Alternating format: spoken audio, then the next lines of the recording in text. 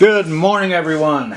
Well, it's Saturday, a week before the big game next Sunday, and I know a lot of people arrange gatherings with family, and we want to keep it just a family. Social distancing is a must now. But anyway, I thought I'd save you some money and show you how to make a true super thin crust pizza, New York style. Real thin, crunchy, nice texture. It'll hold. When you pick up a slice, it's not going to flop down on you. You're going to be able to hold that slice and enjoy the heck out of it. So the first thing we have to do is we have to make our dough.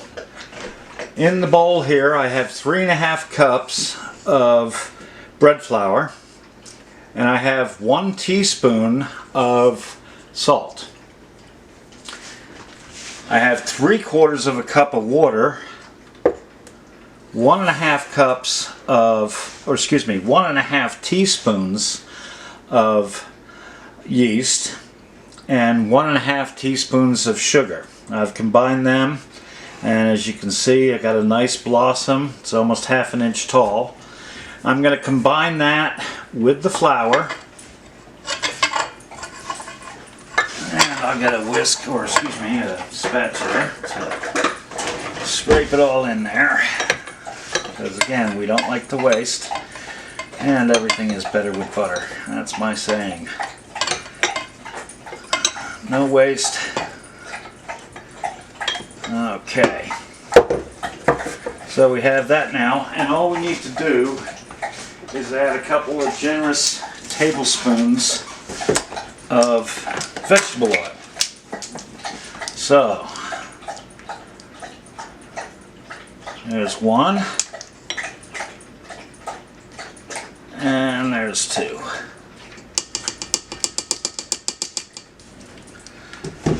Okay. Drop our dough hook into our mixture here, lock it in place, and start it on low. Now this is going to be a very dry dough.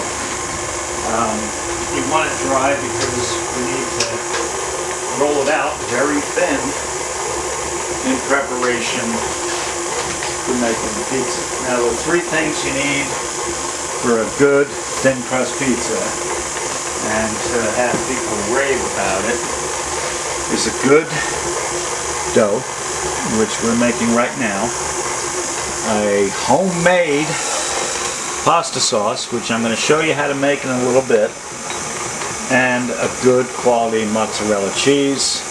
And also, just for a touch, we throw in a little bit of pecorino romano on the top when it's cooked as a flavoring. You can do that if you want, you don't have to. Then you just basically, you're going to make your pizza up, and I'll show you how we do that later. This is the size of the pizza which you'll end up making. It's a 16 inch. Those 3½ cups will give you more than enough to make a 16 inch pizza. And basically, you can double or triple the amounts if your mixer's big enough. That mixer there will take probably double the amount. I wouldn't go with 3 times, only for the fact that it'll throw the flour out of the bowl. But anyway, this is the size of the pizza you'll end up with. This is our baking and our cut sheet. So, I'm going to put this aside, and I will come back to you after the dough has finished mixing, and I'll show you the consistency that we're looking for. We're going to let this dough mix probably on speed. We'll go to 2, and then we'll go to 4, and then go to 6 probably over the next 7 minutes. And if I have to, I will add a drop or 2 more water. I'll tell you how much extra I have to add, but we do start with 3/4 cups of the warm water, 109 to 115 degrees, 1½ teaspoons of yeast, 1½ teaspoons of sugar, and we let that blossom for 5 to 7 minutes. Okay, I'll see you guys back in a little while. Bye-bye. Okay, I'm back. The dough is about ready to be formed and proofed in a pan. So I'm going to shut the machine off. You can see I've got it on 4 here. It's actually between 4 and 6. but it is well done. It's a very dry dough. It won't stick to the hook at all. And again, I've got a nice clean counter. Throwing it down. Do a little hand kneading.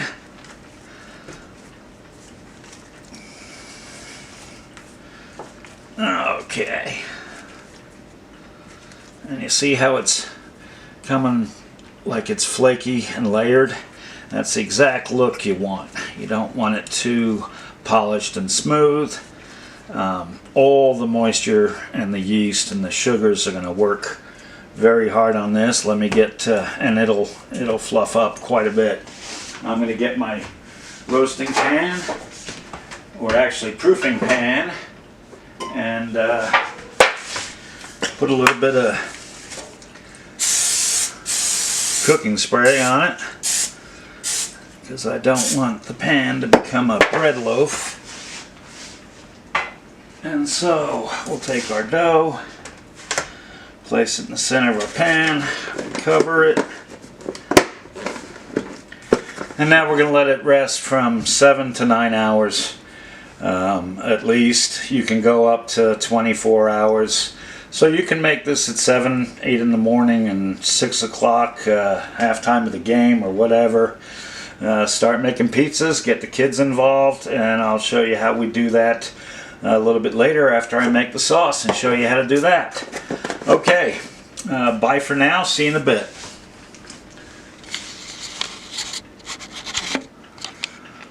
Okay, everybody, it's been about 3.5 hours. I've gathered up the ingredients for the second part of our pizza, which would be the sauce. But before I show you how to make that, I just wanted to show you how much that dough's risen in, well, basically 4 hours.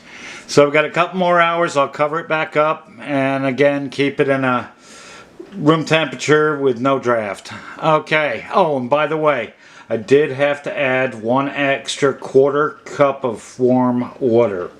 So our total amount of water for this mixture, and you can make your yeast blossom with it, is 1 cup of warm water.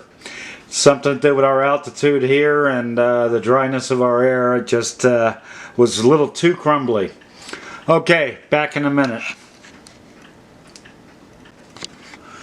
Okay, I'm back. We're going to make our pizza sauce for our New York super thin crust pizza, and I'll show you the ingredients. We have 1 6-ounce can of Cento tomato paste, direct from Italy, manufactured in Italy, and one of the higher quality tomato products you can buy. Again, staying with the Cento brand because you want the best for your sauce. We've got 14.5 ounces of petite diced tomatoes.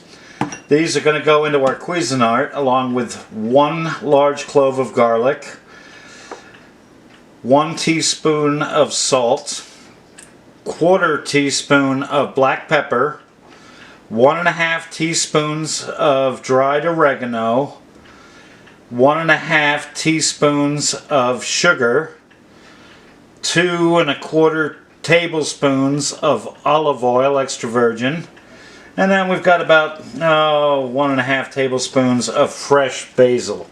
We're going to put this all in our Cuisinart, blend it together, and I'll show you the finished product. We will not be cooking this. I know people like to cook things, but this is one time where you don't want all the aromatics and everything to blend together over the stove, because basically you're just releasing a lot of the flavor as steam as you heat these ingredients. So what we want is we want our pizza sauce to be ready. Once we put it on our dough, the oven temperature will blend those aromatics along with the oils from the cheese and the olive oil, and that'll give you your best tasting pizza. Okay, I'm going to blend all these things together, clean up the counter, and I'll show you what it looks like. Thanks guys, I'll be back.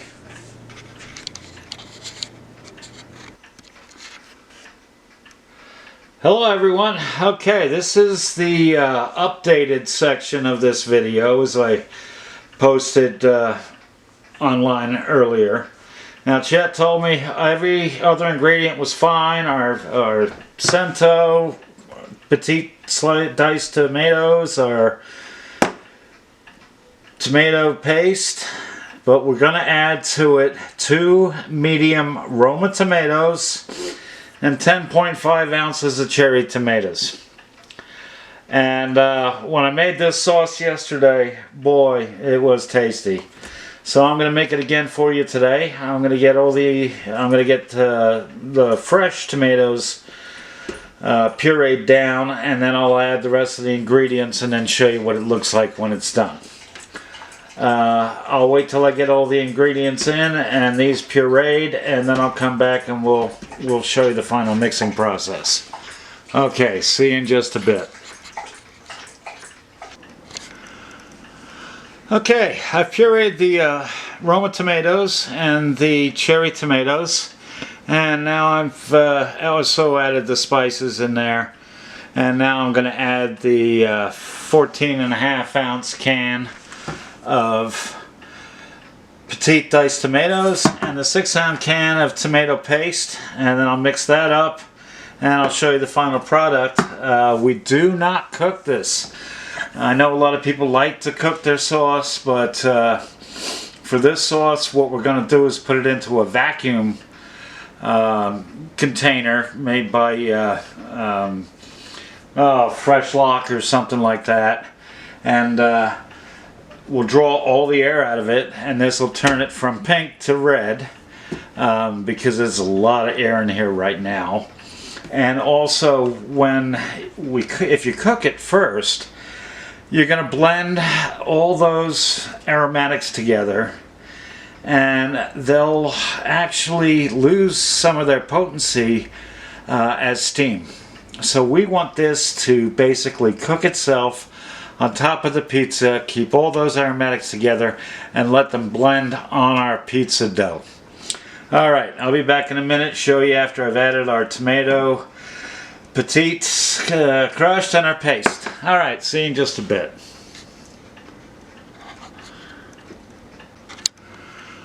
Okay, all of our ingredients for our pizza sauce have been combined, and this is what the final product looked like. I'm going to put it in a vacuum container, and I'll show you after I seal it how much redder it turns. See you in just a bit. Okay, I've vacuum sealed into one of my canisters all that pizza sauce, and you can see how red it turned. That's because the air has been sucked out of it, and now that basil and oregano and those other flavors will slowly blend over the next hour or two, and then as long as you keep it in the fridge, this will stay good for, under vacuum it'll stay good a couple of weeks. If you put it into Ziploc bags, how many ever cups you need, this makes about 4 full cups, maybe 4 1/4. And if you put it into Ziploc bags and freeze it, just try to get all the air you can out of the Ziploc bag. Anyway, we're going to move on to the rolling out of the pizza dough and how we do that in just a little bit. So I'll be back.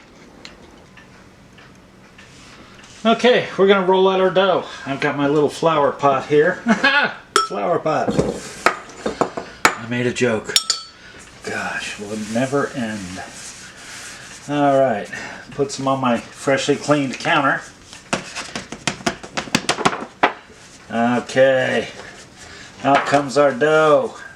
The yellow is from using a buttered pan. Okay, so now I've got some nice dough. Throw a little more flour on it. Rub that around. I don't want anything sticking to the counter and messing up our dough. So I'll start.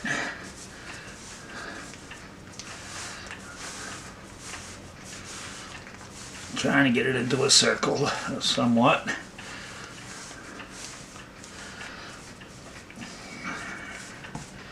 And again, that's the 3 1/2 cups of flour.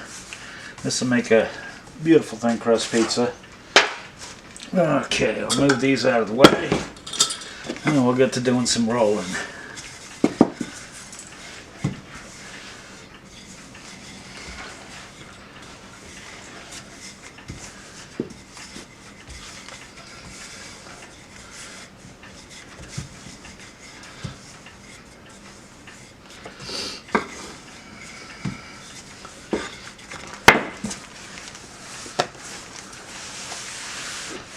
Getting it all floured again. I'm going to flip it over.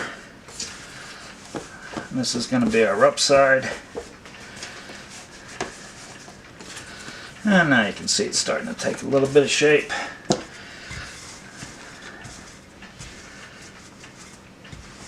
And we want to roll this till it's about 1/16 of an inch thick. Not very thick at all. But because it's had time to ferment, well, now it's been basically 21 hours. So our 19 and 9 would be 28. That's supposedly the max amount of time that you want to have it sitting at room temperature. And then you want to put it in the fridge after that if you're going to have it out of the container or at room temperature for more than 28 hours. So we're getting there. The dough's a little tough. Definitely not as soft as the bread dough. But as you can see, it's staying together much nicer. It's easy to roll out thin.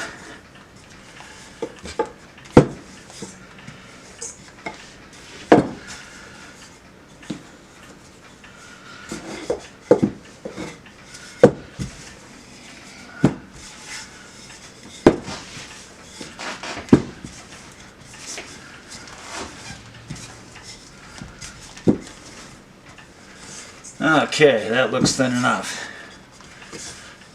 I can see my edges are a little thicker, but they're going to be trimmed off.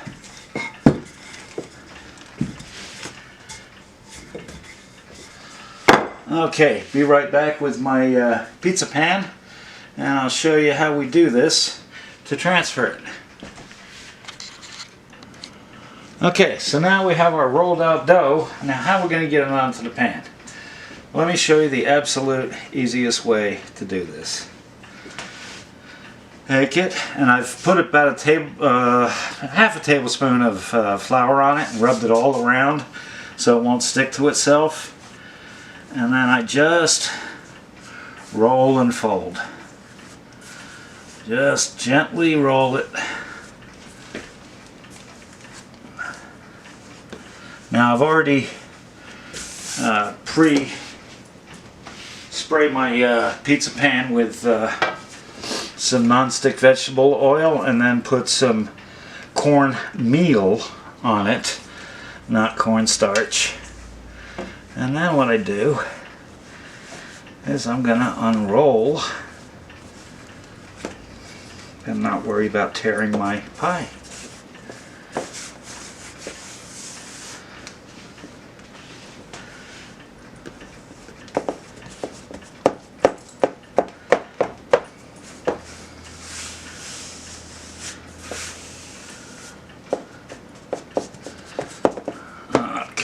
So now I've got a beautiful thin crust here. I'll take my... Okay. Use that as my starting point. And I'll show you the kind of easy way to do it. I'm going to move the camera just a touch. There we go. So now what I'm doing, just bringing the edge over. And keep turning my pie.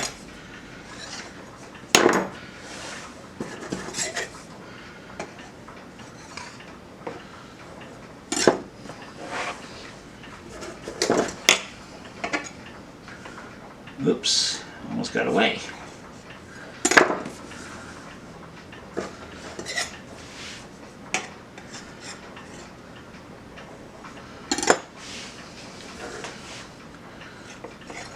Make sure your knife's nice and sharp so you don't rip it all up.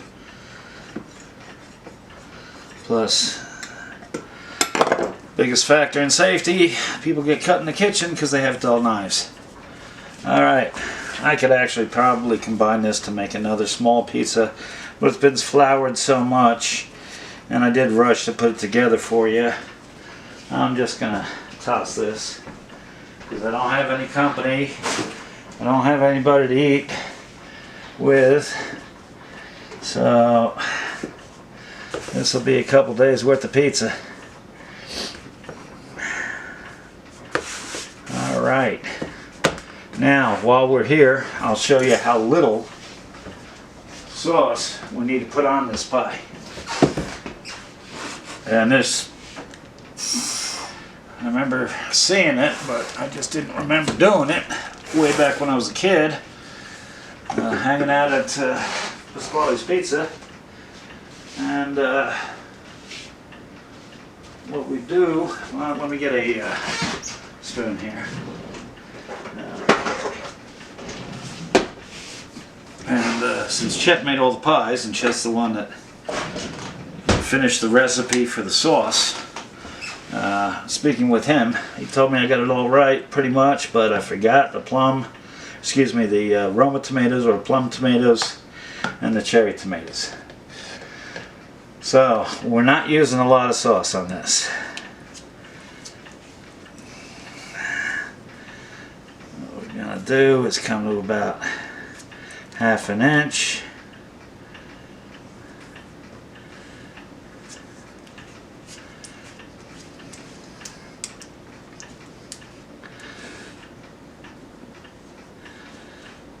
And as you can see, we're pretty sparing with the sauce.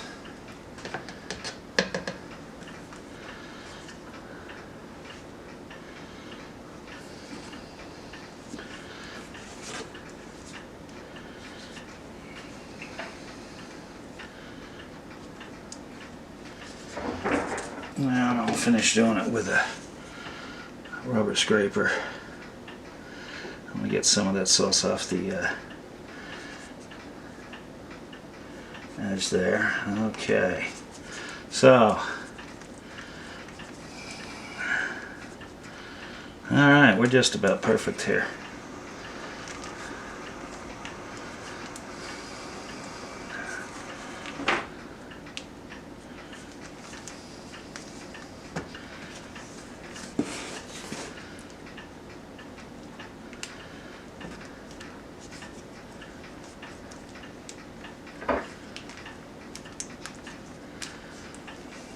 I know it doesn't seem like we've used a lot of sauce, and we haven't, and but it does not need more. It's going to spread out, thin out, and at this proportion, once the cheese is on, you're good to go.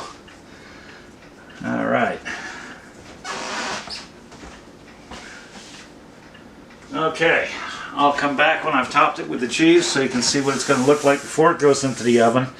It's not going into the oven now. It will go in later on today at 550 degrees, and I've got a pizza stone in the oven. I will let my oven heat for at least 1 hour at 550 before I put this in, and keep an eye on it, because once that cheese starts to bubble, and you decide whether you like it with a little bit of a brown crisp on it, or you don't want any brown crisp, and you pull it out to make sure you have good mitts. And you'll enjoy the heck out of it. But I put way too much sauce on that last pie on the video, so I've basically pulled that, and the pie that you'll see at the end of the video is the one I originally cooked, but I'll show you how this gets prepped with the cheese, and I'm just making a plain cheese pie, so I'll be back in a minute. In separate orbits, unless you... Okay, we're back, and that's the amount of cheese you put on for a almost extra cheese pie. You can put pepperoni, sausage, peppers, whatever you want, but please don't put ham and pineapple. That's a sin. Anyway, at least that's just in my book. Anyway, I'm going to put a little salt on it. Give it a few shakes here before it bakes. You shake and bake, and again we're baking at 550 degrees. We're going to preheat the oven for an hour with a stone in it. We'll drop this on top of the stone and let it cook for about 7 minutes maximum, keeping an eye on it. We put the salt. Now we'll get a little drizzle of olive oil. Okay. Done. This pizza's done, ready for the oven. And ready for the Super Bowl to be split up. And, oops, I can't say Super Bowl, I can only say the big game. Sorry, NFL. Anyway, yeah, that's it. Hopefully, YouTube won't make me take the video down because of that. Anyway, love you all. These are my revisions to the original post. And hope you like them. Enjoy. God bless you all. I love you.